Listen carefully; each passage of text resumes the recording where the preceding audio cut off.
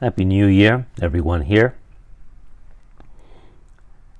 In the mornings, I typically will read something, and I'm a mood reader, and it may have something to do with whatever I'm dreaming at night, or that affects my thinking for the rest of the day. And in recent days, I've been thinking about Ernesto Sabato, a writer from Argentina that I discovered when I was 18 years old. And when I think about it, many of the writers I read back then were quite important to me.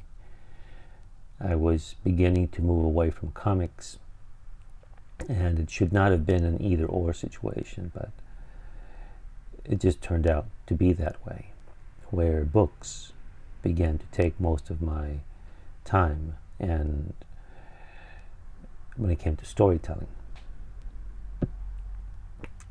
And Sabato was from Argentina and was a very important writer and influential. Before he died, he wrote this collection of essays, Antes el fin, before the end. Just thoughts about his life, his reading, and his passions. And he was considered a pessimistic writer. And there's always that boundary between pessimism and reality. And maybe it has something to do with my affinity for these type of characters in fiction, that just by chance I discover these people, and we seem to be thinking in the same way. And certainly in the 19th century, novelist, the romantic hero began to emerge, right? In poetry and plays and novels. And so with Sabato, what I'll do is I'll read an essay in the morning, and they're rather short, and I've read this multiple times, and I just opened randomly at one of them, right? And one of them that I opened today was this one here, which is just about 3 pages. And it's talking about how he was born in 1911, and how he was named after his dead brother. When his mother was pregnant with him, with Ernesto, his older brother died, but he was still a child. And Ernesto talks about how his mother was a very stoic person. He never saw her cry, even though he lived in a very abusive environment. His father was a tyrant, apparently, who would just terrorize the household, for the point that Ernesto himself would not cry in front of his father out of fear. And over time he realized his mother protected him quite a bit. But he never saw his mother cry. And when she was 90 years old, she still remembered Ernestito, the first Ernesto, because he was named after this brother.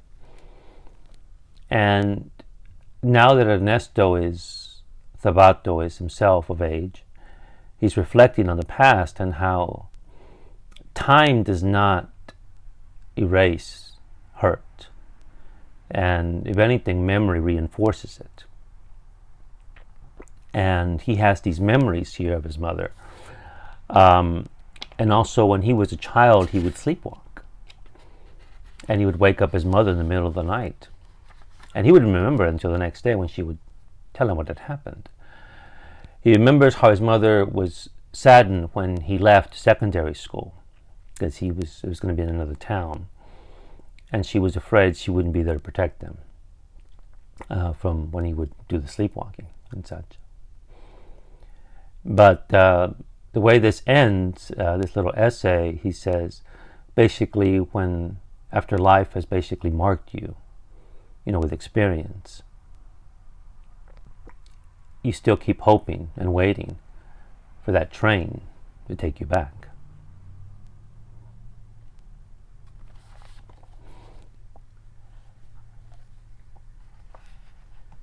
Captain Harlock was a character I first found out about in the 1980s when changing the channel I came across some anime.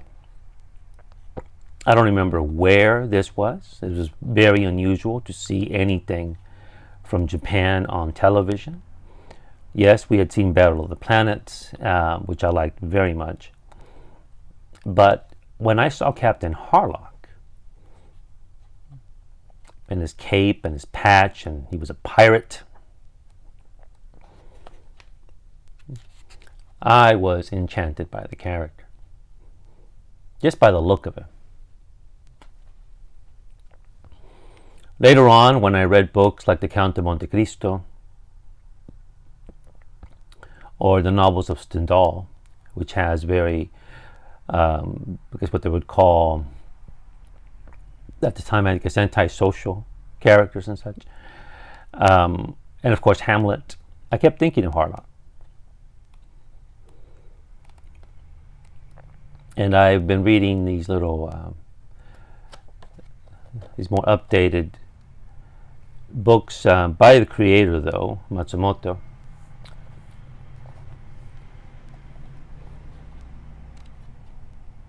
And every once in a while, I will watch on YouTube. They have a lot of Captain Harlock programming from the 70s and the 80s, and even more recent times. But I always liked the character.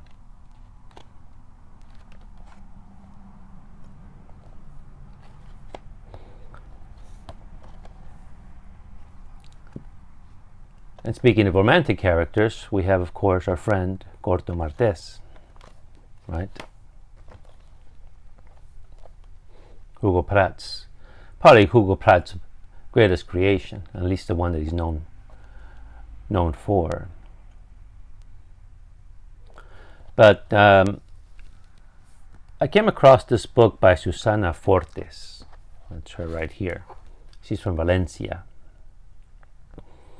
And this was her first novel. In an interview that I saw with her, she talked about how in the early 90s she was enchanted by the mythological character of Corto Maltese. And I think she was on the beach in Normandy, and she was writing a postcard to, I think, some friends that were going to England, and she said that she was letting them know where she was on vacation and such, but that she was there, but she was alone because she was without Corto Maltese. He was not with her. That inspired then this novel. She entered this contest and she submitted this manuscript called Querido Corto Maltese, Dear Corto Maltese. And she won. And now she's a well-established writer in Spain, but she's also a history professor there. And the chapter that I'm on is this one here, and basically the story is about a girl named Anna, or a woman named Anna, young woman, whose professor, she never names him, she just has an initial for him named F. And she associates him with the Corto Maltese. She knows very little about him. He's twice her age. And enigmatic in her eyes. They haven't seen each other in a few years, and when they meet, one thing leads to another, and they make love. The next day, though, he's leaving, and she knows this, and they meet at a bar. And what she's been studying is the slave trade in the 19th century, the Portuguese slave trade, and also some of the men and women who refused to be slaves and lived a life of their own, as best as they could. And she's telling him about her studies, and he knows quite a bit about this. And before he leaves, he says, go to my motel, there's a manuscript there for you, and I'll meet you back here.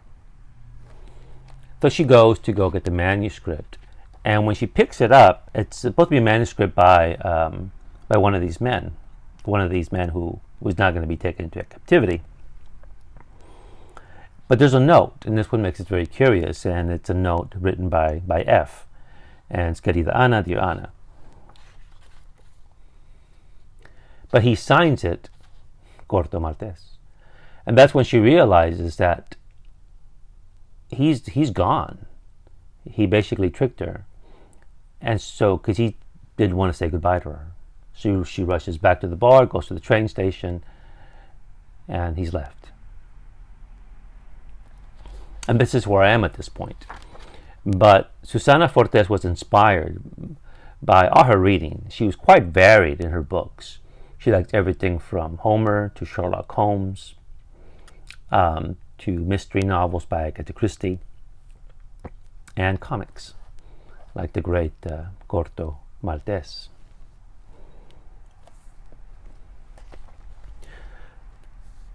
And one book that has surprised me, that's been sitting on my shelf for a little while now, is Philip Pullman's His Dark Materials. I've had this book, I think, for about a year, but I've known about it for a long time. And I know there's a television series based on this, and I know there's been a film. I have not seen the film, nor have I seen the series. And what got me thinking about this was I had seen an interview with Daphne Keane, the actress who's in this show, who plays Lyra, the hero of this novel. I had seen her in the film Logan, which is one of the few Marvel films I like very much, and I can rewatch often. And the reason I like it is because of her.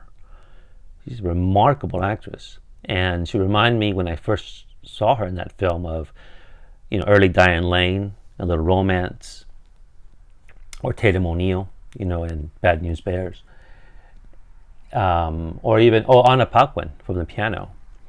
I mean, she has this presence. She's got this. She's just good, right? So when I heard that she had been in this series, one that was a series, Dark Materials, and I began thinking about it, couldn't get it out of my head, so I began to read this novel. And I've already read book 1, The Golden Compass. I think this is the one that was made into a film with Nicole Kidman and Daniel Craig. And I've just started The Subtle Knife. And what I find this remarkable about Lyra is this little girl, 12-year-old girl, is not just her compassion, but her relentless sense of, she has fear, but she's not going to be controlled by her fear. And she has this sense of saving her friend, even at the expense of her own life. And she's reminiscent, obviously, not just of Alice, right, from Alice in Wonderland. A great character. But also of Virginia from Stray Bullets. If you've read Latham's remarkable comic, Stray Bullets, you have one of the many characters in here is a little girl named Virginia, who's just like Lyra. So this is a remarkable book. I've just hard to, every day I'll read some pages. I read really slow though, unfortunately, but it's a book that's captivated me. So I'm going to continue with The Subtle Knife today. And finally, comics. I uploaded a video recently of Buffy the Vampire comics that I acquired from my local shop. And I remember when Buffy came out in ~97. I did not watch it when it premiered, but I was reading The New Yorker at the time, and The New Yorker had a review about it. That made me aware that there was a show about Buffy. I had seen the film in the early '90s. And when I watched the show, I liked it. And I think I watched the first maybe season or two. But I wasn't home a lot, so I didn't continue with the series in the evenings. In any event, I got this large amount of comics for cheap at my local shop to give the comic a chance. And this was the run from 1998.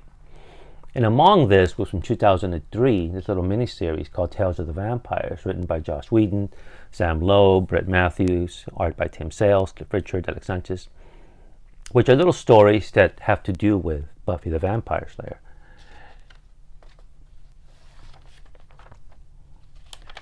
And the stories here are very good. And the one that really caught me was, I'll show it to you in a bit, is one about Angel. And this touches upon the Sabato, what I talked about Ernesto Sabato earlier, right, about how pain just lingers Time doesn't erase it, right?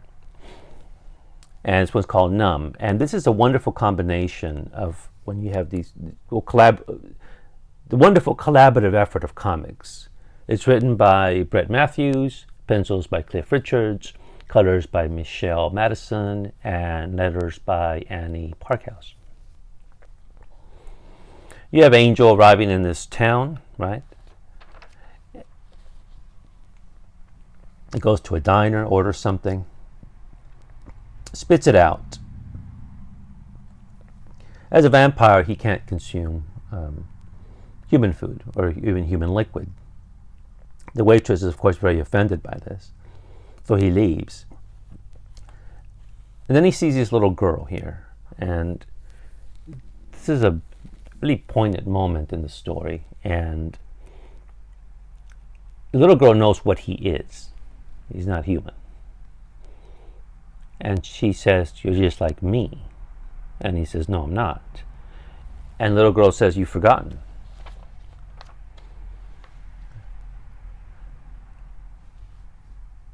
She says, "You mean you killed me after I begged you so hard not to, and you don't even remember me?" The Angel character in the Buffy series had been a very savage, sadistic vampire in his past. And here you see one of his victims. And now he remembers. And he walks into the woods, which is really the abyss of his memory. And he begins to remember.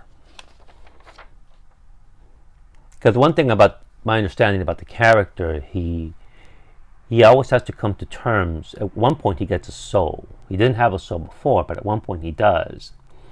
And his conscience just begins to tear at him. I think there was one comment about why he was always brooding in the show, but this may explain it. And here he sees some of his victims. And she warns him, don't open any of these doors, but he can't help himself. And he keeps seeing these people from his past, his victims.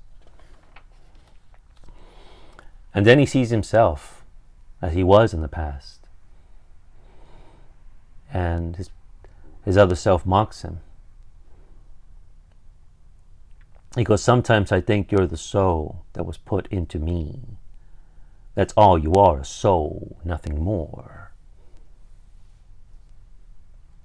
So tell me, Angel, in your heart still, heart of hearts, what do you see when you look in the mirror?" So what does Angel see when he looks in the mirror? Vampire's not supposed to have a reflection, right? And in this case, maybe it's a good thing.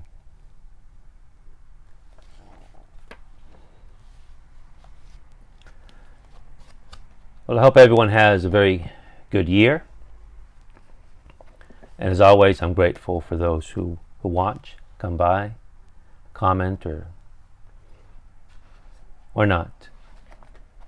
But either way, Feliz Año Nuevo and have a good day.